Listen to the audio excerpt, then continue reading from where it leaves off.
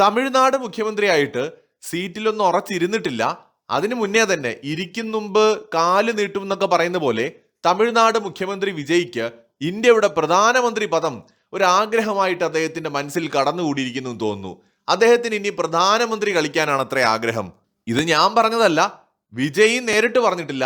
മൂപ്പരുടെ മന്ത്രിസഭയിലെ ഒരു ബിരുദൻ കഴിഞ്ഞ ദിവസം പറഞ്ഞ കാര്യമാണ്. വിജയ് മന്ത്രിസഭയിലെ മന്ത്രിയായിട്ടുള്ള ആധവ് അർജുന അദ്ദേഹമാണ് എഴുന്നേറ്റ് നിന്ന് നിയമസഭയിൽ പറഞ്ഞത്, ഇന്ത്യയുടെ പ്രധാനമന്ത്രി ആരാകണമെന്ന് തീരുമാനിക്കുന്നത് 2, 3, 4 സംസ്ഥാനങ്ങളാണ്. അതായത് ഹിന്ദി ബെൽറ്റ് ആണ്.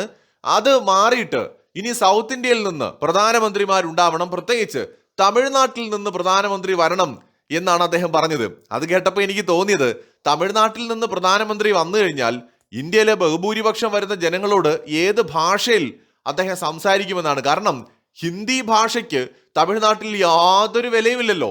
ഹിന്ദി ഭാഷ പഠിപ്പിക്കാൻ ബുദ്ധിമുട്ടാണ്, സംസാരിക്കാൻ ബുദ്ധിമുട്ടാണ്, എന്തോ ശത്രുതയോടെയാണ് അവർ കാണുന്നത്. അവർക്ക് എങ്ങനെയാണ് ഈ വലിയ രാജ്യത്തെ ഭരിക്കാൻ പറ്റുക? മറ്റൊരു കാര്യം എന്ന് പറയുന്നത്, പ്രധാനമന്ത്രി പദം പോലുള്ള ഒരു പദവിയൊക്കെ ജനങ്ങളുടെ അടുത്ത് നിന്ന് പ്രവൃത്തിയിലൂടെ നേടിയെടുക്കേണ്ടതാണ്, അല്ലാതെ സംവരണത്തിലൂടെ കിട്ടുന്ന ഒന്നല്ലല്ലോ. അതായത് ഒരു തവണ പ്രധാനമന്ത്രി കേരളത്തിൽ നിന്നാകട്ടെ, അടുത്ത തവണ തമിഴ്നാട്ടിൽ നിന്നാകട്ടെ, അടുത്ത തവണ ഗുജറാത്തിൽ നിന്നാകട്ടെ, അങ്ങനെയല്ല. ഒരു നേതാവ്, അതിനുള്ള യോഗ്യതയുള്ള നേതാവിനെ ജനങ്ങളാണ് ജനാധിപത്യത്തിൽ തെരഞ്ഞെടുക്കുന്നത്. അവിടെ പ്രാദേശികവാദത്തിനും ഈവൻ ഭാഷയ്ക്ക് പോലും വലിയ പ്രസക്തിയൊന്നുമില്ല. ഇന്ന സ്ഥലത്തുനിന്ന് തന്നെ വേണം എന്നൊന്നും പറയാൻ പറ്റില്ല. ഇപ്പൊ ഉദാഹരണത്തിന് നമ്മുടെ രാജ്യം ഏറ്റവും കൂടുതൽ കാലം ഭരിച്ചത് UP-കാരായിട്ടുള്ള ആളുകളാണ്. അതായത് ഉത്തർപ്രദേശുകാരായിട്ടുള്ള ആളുകളാണ് സ്വാതന്ത്ര്യം നേടിയതിനു ശേഷം ഏറ്റവും കൂടുതൽ കാലം ഇന്ത്യ ഭരിച്ചത്. ജവഹർലാൽ നെഹ്റു അദ്ദേഹം ബ്രിട്ടീഷ് ഇന്ത്യ കാലത്താണ് ജനിക്കുന്നത്. അദ്ദേഹം ജനിക്കുന്നത് ശരിക്കും എവിടെയാണ്? ഉത്തർപ്രദേശിലാണ്. അലഹാബാദ് എന്ന് പറയുന്നത് പ്രയാഗ്രാജ്, അവിടെയാണ് ശരിക്കും നമ്മുടെ നെഹ്റു ജനിക്കുന്നത്. അവരുടെ ഫാമിലിയാണ് ഏറ്റവും കൂടുതൽ കാലം ഇന്ത്യ ഭരിച്ചത്. നെഹ്റു 1947 മുതൽ 64 വരെ ഇന്ത്യ ഭരിച്ചു. 64 മുതൽ 66 വരെ ഇന്ത്യ ഭരിച്ചത് ആരാണെന്ന് അറിയാമോ? ലാൽ ബഹദൂർ ശാസ്ത്രിയാണ്. അദ്ദേഹവും UP-കാരനാണ്. 1966 മുതൽ 77 വരെ ഇന്ത്യ ഭരിച്ചത് ഇന്ദിരാഗാന്ധിയാണ്. ഇന്ദിരാഗാന്ധിയും UP-കാരിയാണ്, ഉത്തർപ്രദേശുകാരിയാണ്.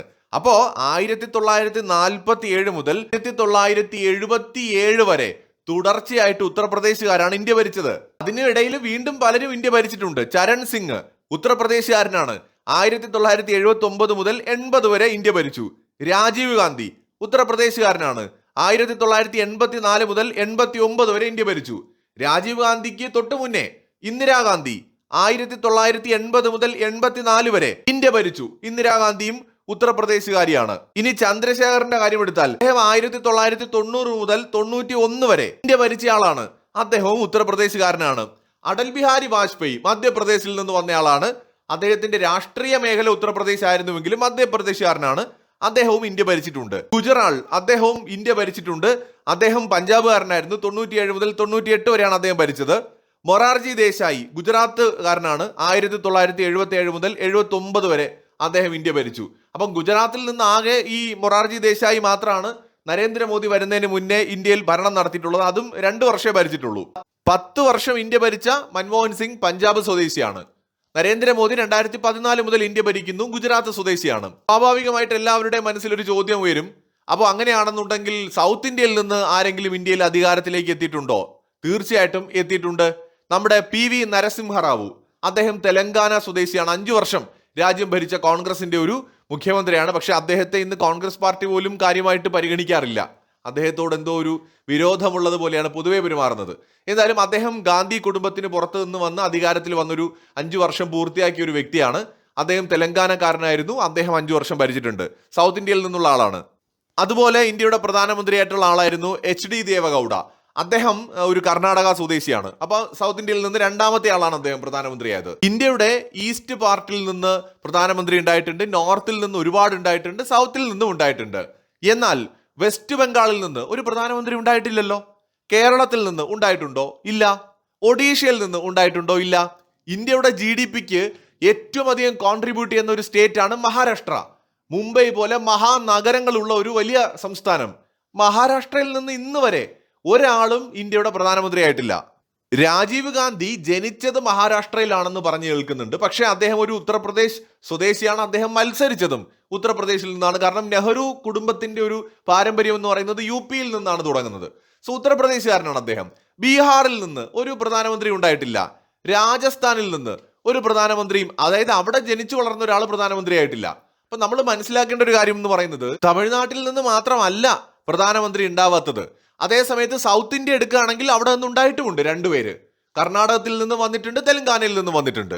സോ ഇവിടെ വിജയുടെ കൂടെയുള്ള മന്ത്രിമാരും വിജയും ഒക്കെ ആഗ്രഹിക്കുന്നത് അവർക്ക് ഇന്ത്യ ഭരിക്കണം, അടുത്ത വിജയ്ക്ക് ഇന്ത്യയുടെ പ്രധാനമന്ത്രിയാകണം. എന്താണ് യോഗ്യത എന്ന് ചോദിച്ചാൽ, ട്രസ്റ്റ് മീ ബ്രോ, ഞാൻ സിനിമയിൽ അഭിനയിച്ചിട്ടുണ്ട്, ഞാൻ കുറെ കാര്യങ്ങളൊക്കെ സിനിമയിലൂടെ ചെയ്തിട്ടുണ്ട് എന്നുള്ളതാണ് നമ്മുടെ വിജയുടെ യോഗ്യത എന്ന് പറയുന്നത്. അതായത് അദ്ദേഹവും നമ്മുടെ സെലൻസ്കി ഉണ്ടല്ലോ, യുക്രൈൻ പ്രസിഡന്റ് സെലൻസ്കി, ഇവർ തമ്മിലൊരു ബന്ധം വളരെ വ്യക്തമായിട്ടുണ്ട്. ബന്ധം എന്ന് ഞാൻ പറഞ്ഞത് ഇവരുടെ രാഷ്ട്രീയമായിട്ടാണ്, ഇവരുടെ കരിയറുമായിട്ടാണ്. അതായത് വിജയും സെലൻസ്കിയും തമ്മിലുള്ള ആ സാമ്യം എന്ന് പറയുന്നത് വളരെ രസകരമാണ്.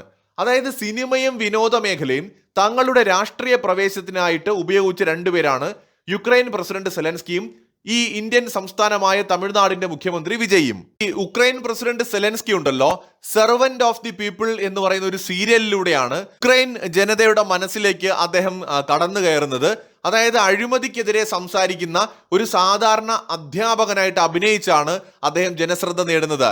എന്നാൽ വിജയുടെ കാര്യം എടുത്തു കഴിഞ്ഞാൽ, വിജയുടെ സിനിമകൾ എടുത്തു കഴിഞ്ഞാൽ കത്തി, മേഴ്സൽ, സർക്കാർ തുടങ്ങിയ സിനിമകളൊക്കെ തന്നെ, നിരവധി സിനിമകൾ, കാർഷിക പ്രശ്നങ്ങൾ, GST അപാകതകൾ, അഴിമതി, തെരഞ്ഞെടുപ്പ് ക്രമക്കേടുകൾ, ഇവയെക്കുറിച്ച് നിരന്തരമായി രാഷ്ട്രീയം സംസാരിച്ച് വിജയ് തന്റെ പ്രതിച്ഛായ ഉണ്ടാക്കിയതിന് ശേഷമാണ് ആ വഴിയിലൂടെ, സിനിമയെ തന്നെയാണ് അദ്ദേഹം രാഷ്ട്രീയത്തിലേക്കുള്ള ഒരു വഴിയായിട്ട് എടുത്തത്. കാരണം അദ്ദേഹത്തിന്റെ ഫാൻസ് ഗ്രൂപ്പിനെ അല്ലെങ്കിൽ ആ സംഘടനയാണ് അദ്ദേഹം രാഷ്ട്രീയ പാർട്ടിയാക്കി മാറ്റിയത്. സെലൻസ്കി ചെയ്തത് ടെലിവിഷൻ പരമ്പരയിലൂടെ തന്നിൽ വിശ്വാസമർപ്പിച്ച ദശലക്ഷക്കണക്കിന് പ്രേക്ഷകരെ തന്റെ വോട്ടർമാരാക്കി മാറ്റി.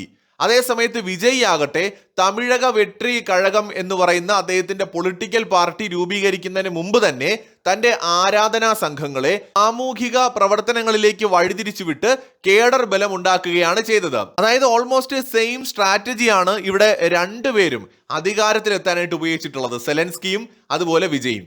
സോ ഇതിനകത്ത് ഇപ്പോ ഇവരുടെ ആഗ്രഹം എന്ന് പറയുന്നത് ഇന്ത്യയുടെ പ്രധാനമന്ത്രിയാകണം വിജയ്ക്ക്. പക്ഷേ ഹിന്ദി ഭാഷയെ വെറുക്കുന്ന, ഈ ഇന്ത്യൻസിനെ തന്നെ രണ്ടായിട്ട് തിരിക്കുന്ന തമിഴ് രാഷ്ട്രീയത്തിന്റെ വക്താക്കൾ തന്നെയായിട്ടാണ് ഇപ്പോൾ TVKയും തോന്നുന്നത്. കാരണം ഇന്ത്യൻ കൾച്ചറിനെ രണ്ടായിട്ട് ഡിവൈഡ് ചെയ്യാണ്, ദ്രാവിഡനെന്നും ആര്യനെന്നും ഒക്കെ പറഞ്ഞ് ഡിവൈഡ് ചെയ്യുന്ന, തമിഴ് പ്രത്യേകമാണ് ഹിന്ദി പ്രത്യേകമാണെന്ന് ഡിവൈഡ് ചെയ്യുന്ന തമിഴ് രാഷ്ട്രീയ നേതാക്കൾക്ക് എങ്ങനെയാണ് അവിടെ നിന്നൊരു പ്രധാനമന്ത്രി രാജ്യത്ത് ഉണ്ടാകണം എന്ന് ആഗ്രഹിക്കാൻ കഴിയുന്നത്? ഈവൻ നമ്മൾ കേരളത്തെ പോലും തമിഴ് രാഷ്ട്രീയം ഉൾക്കൊള്ളുന്നില്ല. മുല്ലപ്പെരിയാർ വിഷയത്തിൽ ഇതാ ഇപ്പോൾ കൂടി കേരളത്തിനെതിരെ സുപ്രീം കോടതിയിൽ സംസാരിച്ചിരിക്കുകയാണ് തമിഴ്നാട്. നമ്മൾ അവിടെ അറ്റകുറ്റപ്പണി നടത്താൻ സമ്മതിക്കുന്നില്ല, പിന്നെ വെള്ളത്തിന്റെ അളവ് കൂട്ടും എന്ന് പറഞ്ഞുകൊണ്ട് നമ്മൾ തമിഴ് കേരളം എന്നൊക്കെ പറയുന്നത് ഏതാണ്ട് സെയിം കൾച്ചറിന്റെ ഭാഗമാണ്. എന്നിട്ട് നമ്മളുമായിട്ടുള്ള ഒരു വെള്ളത്തിന്റെ പ്രശ്നം പരിഹരിക്കാൻ തയ്യാറാകാത്തവരാണ് ഇപ്പോഴത്തെ ഭരണകൂടം എന്ന് നമ്മൾ പ്രത്യേകം ഓർക്കണം. ഇവരെങ്ങനെയാണ് ഈ രാജ്യത്തെ ഇവർ നയിക്കാൻ പോകുന്നത്? അവിടെ നിന്നൊരു പ്രധാനമന്ത്രി ഉണ്ടായാൽ അവരെങ്ങനെയാണ് ഈ രാജ്യത്തെ ജനങ്ങളെ അഭിസംബോധന ചെയ്യാൻ പോകുന്നത്? ഈ പ്രാദേശികവാദവും തമിഴ് രാഷ്ട്രീയവാദവും വിഘടനവാദവും പറയുന്നവർക്ക് എങ്ങനെയാണ് ഈ മഹാരാജ്യത്തെ ഒന്നിച്ചു കൊണ്ടുപോകാൻ കഴിയുന്നത്? അതൊരു ദേശീയ പാർട്ടിക്ക് മാത്രം സാധിക്കുന്ന ഒന്നാണ്. ഇന്ത്യ മുന്നണിയുടെ നിലപാടാണ് എനിക്ക് അറിയേണ്ടത്. കാരണം തമിഴ്നാട്ടിലെ ഒരു മന്ത്രി പറയാണ്, 3, 4, 5 സംസ്ഥാനങ്ങൾ, ഉത്തർപ്രദേശും ഗുജറാത്തും പോലെ 4, 5 സംസ്ഥാനങ്ങൾ ചേർന്നിട്ട് പ്രധാനമന്ത്രിയെ തിരഞ്ഞെടുക്കുന്നത് മാറണമെന്ന് പറയുമ്പോൾ കോൺഗ്രസിന്റെ നിലപാട് എന്താണ്? കാരണം ഏറ്റവും കൂടുതൽ കാലം രാജ്യം ഭരിച്ചത് കോൺഗ്രസ് ആണ്. ഏറ്റവും കൂടുതൽ UP-ക്കാരായിട്ടുള്ള ആളുകൾ രാജ്യം ഭരിച്ചതും കോൺഗ്രസിൽ നിന്നാണ്. സോ അവർക്കെന്താണ് തമിഴ് പാർട്ടിയോട് അല്ലെങ്കിൽ വിജയുടെ പാർട്ടിയോടുള്ള നിലപാട് എന്നതും അറിയാൻ കൗതുകമുണ്ട്. വിജയ് ഒരിക്കലും ഇന്ത്യയുടെ പ്രധാനമന്ത്രിയാകാൻ പോകുന്നില്ല. കാരണം അദ്ദേഹത്തിന്റെ രാഷ്ട്രീയവും അദ്ദേഹത്തിന്റെ പശ്ചാത്തലവും അതാണ് നമുക്ക് മനസ്സിലാക്കി തരുന്നത്. അതോടൊപ്പം തന്നെ ഇതിന്റെ പുറകിലൊക്കെ വലിയ കളികളുണ്ട്. ഇന്ത്യക്കാർക്ക് അത് മനസ്സിലാക്കാനുള്ള ബുദ്ധിയൊക്കെ ഉണ്ട്. ഇന്ത്യയിൽ എന്തായാലും മറ്റൊരു സെലൻസ്കി ഉണ്ടാവാൻ പോകുന്നില്ല. മറ്റൊരു വീഡിയോയുമായി വീണ്ടും കാണാം.